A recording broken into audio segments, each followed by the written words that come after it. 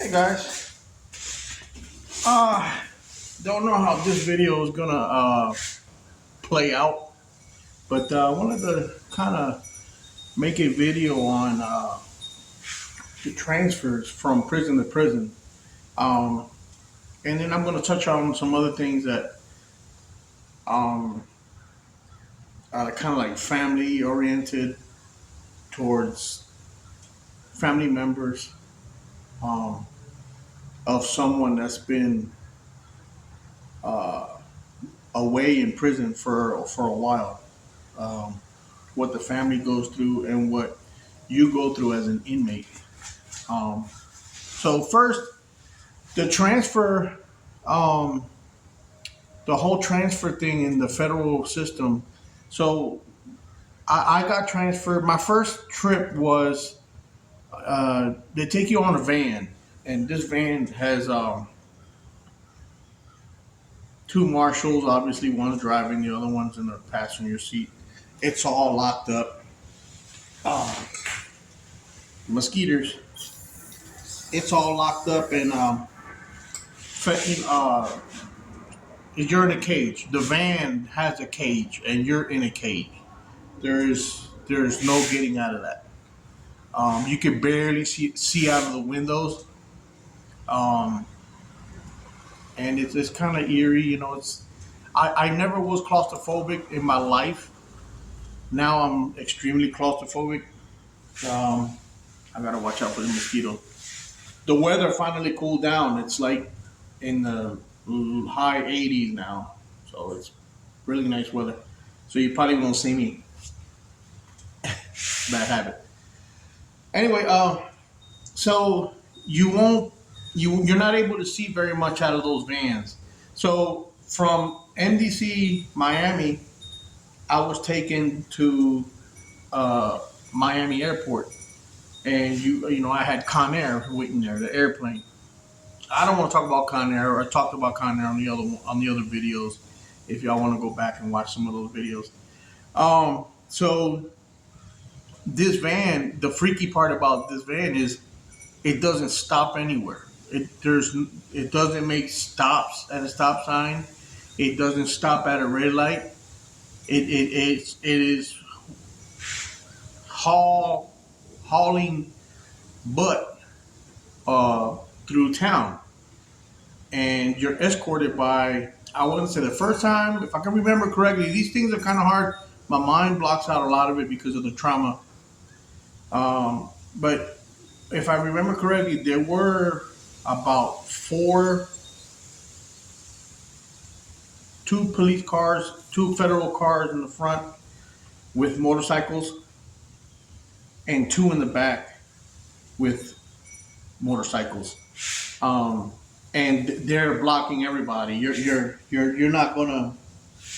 We're not stopping. We're on a roll, and it's kind of freaky because you're thinking like, wow, like who did I murder? You know, who did I bomb? Um, granted that I broke the law, and like I said, there's no excuse for that. Um, but it was just so something that was not necessary, and you know, the way they do it is just it's it's blown out of proportion, so to speak. So once you get to the airplane, they pack you up. Now let's talk about what they put on you when you are going to be in transfer. So you're going to have obviously your handcuffs in your hands. I burnt my finger real bad the other day. You know, and then you have a belt. Uh, Sometimes it's a leather belt, but most of the times it's a chain, another chain, and your chain. Your handcuffs are chained to that belt or chain or waist belt, I guess. Then they have another chain that goes down to your ankles are also cuffed, and there's a chain in between them. So you're doing what's called the penguin walk because you don't have that much chain. It's designed for you not to be able to run. So you can't lift, and you can't kick So big old bug. So you're doing the penguin walk the whole time. To load you on the van, they have this two step, uh, like a little fiberglass two step thing because it's not long enough for you to step up into a van. Um, so that's going to be your jewelry for the trip. And when I was in upstate New York, uh, New Hampshire, I'm sorry, that trip took 11 hours. I had that stuff on for 11 hours. We just kept stopping everywhere and taking off and coming back, and it was just not fun. But there's nothing you can do about it. You complain, they're not going to loosen them up. You're basically you're screwed. However they put it on, you may tell the officer's too tight. He might be nice enough to loosen it. Otherwise, most of the time they're gonna be like, dude, I don't care. You're a number. So that's the jewelry that you're gonna have on these transfers. So once I got from the prison MDC Miami to the airport at Conair airplane, I get on the airplane and I get flown to Atlanta, Georgia. Now the same thing happens there. It's the same marshals that are transporting you, going along with you into each stop. They do this every day. Um, so everything is they have shotguns and AR-15s just waiting. There's air marshals everywhere. When you get to the plane, whenever you're coming off that van, there's at least 20, 25 air marshals loaded, and they'll tell you, man, we'll you run or anything funny, you will get shot and killed. They warn you multiple times. Um, so the same thing when I got to Atlanta, Georgia, I got into it was a bus. It wasn't a van because there was so many of us. Um, and the bus is the same way as the van. It's got a cage in it. Um, it's barely you can barely see out of the windows. They make it very difficult for you to be able to see because they have these big uh, cages. They're essentially they're cages. You sit down and you keep your trap shut. There's no talking. You're not on a field trip. For those who want to talk, uh, you will get dealt with. Um, and then they drop you off at your destination and so on. Now, from Georgia, I went to what I think was South Carolina, and the same scenario. Once you get off of Conair, you you have your jewelry on, and so on and so on and so on until you get to your final destination. Um, and it's just crazy. I mean, when I got to MDC Brooklyn in New York, the ride from Brooklyn to Fort Dix was the craziest one. It was just crazy because we got transferred from van to van. I think it was only six of us going to FCI Fort Dix, and so they didn't need a big old bus. They do get bus loads. I think it's if I remember correctly, FCI Fort Dix receives every Tuesday and every Thursday, and it's a minimum of 30, 40 people. The feds are out there to get you, man. Just be careful. They're they're a breed of their own. Um, and so that ride from uh, Brooklyn, we made a switch in some town in New Jersey. And but when I was with the air marshals in Brooklyn, I got into their van. The same thing, man. They were cutting people off, and people were getting pulled over. People were angry. And once we got to the meeting spot in New Jersey somewhere, we got into another van. It was what I now know is a Fort Dix.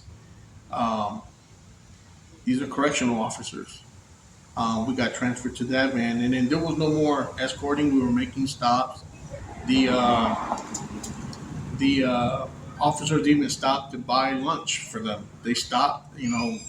One of them stood in the van. And ready to do whatever he had to do. And the other one went and got lunch. It was more relaxed, like a more okay. Um, so it's just a mind. To me, it's like a mind game. It's like a very, very overrated. Yes, I assume there's inmates that, given the proper opportunity, they will run. They'll kill you. They will run. I understand that part also. But to me, being Alex and small time, nobody, you know, I was in that situation. To be put in that situation, you're like, whoa, like what? God Almighty, like I'm in big trouble. It's a mental thing for sure. Um, so uh, after I got to Fort Dix, they you enter the gate, you go into the lieutenant's office, you get processed, and you go into A&O, and I have a video on that. You guys want to watch that? Go ahead and watch it. Um, and it's just really intimidating. It's definitely dangerous. I mean, these vans were going 100 miles an hour down the freeway. 100, easy, 100 miles an hour. They were. So it's not necessary, man. You got 6 guys in there that ain't killed nobody, man. We got drug charges. I mean, come on. So that's the first part of the video I want to talk about. The second part of the video I want to talk about is, um, since I've been making these videos, family members are getting kind of, you know, um, guys, these videos, since y'all don't call me and ask me or say anything, I have to put it on the video. Um, these videos are about me, what I went through, not what you guys went through. You guys were still out there. You guys were free. I wasn't. I understand I was the one that committed the crime and I shouldn't have done that. And I don't have to apologize to my family members because, I didn't do anything to them, you know. Um, but I feel as though, like there's some separation going on now that the videos are out and, things are being brought to the light.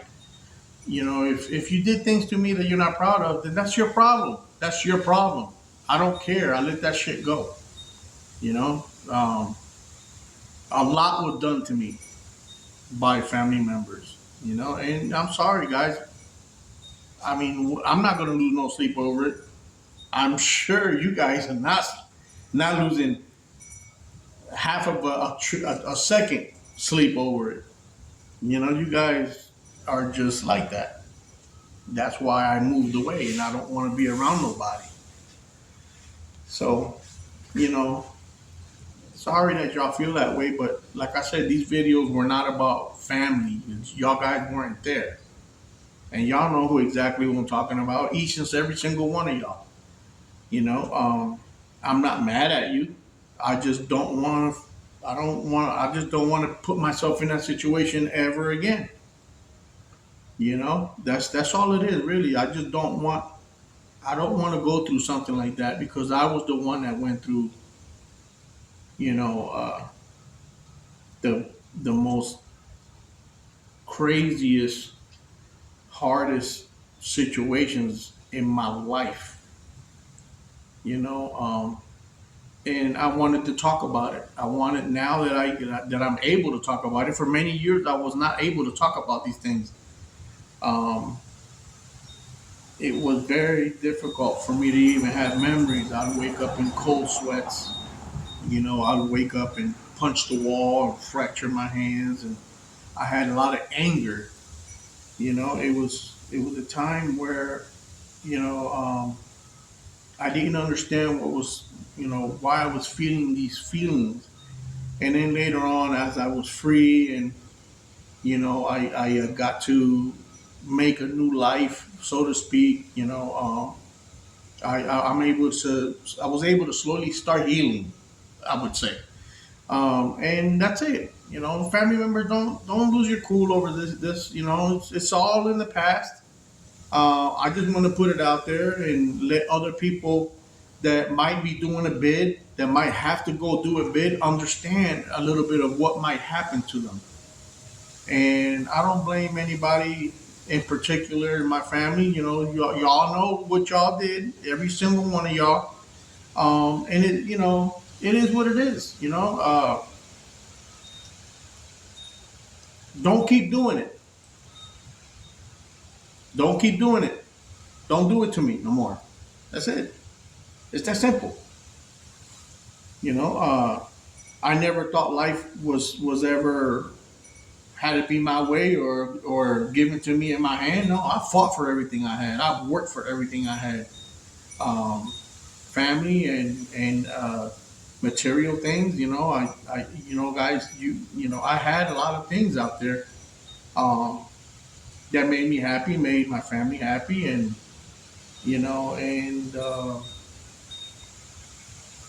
it's gone. So what? One day you're up here, and one day you're down here, the bottom of the barrel, and you have to learn how to climb back up out of that barrel. That's all. Y'all don't get mad, and don't watch the videos. Then don't click on my videos and watch them. That's it. And you know, that's still the second part of the video that I wanted to get out there because there's some animosity going on in the in the Facebook and TikTok and stuff like that. And I don't have time for y'all that bull crap. I don't. Um, I want to move. I've moved on. I have moved on. I'm doing my own thing now, and I think I'm pretty happy right now. I'm pretty happy um, where I'm at in life, and that's it. I'll see y'all in the next one. Later.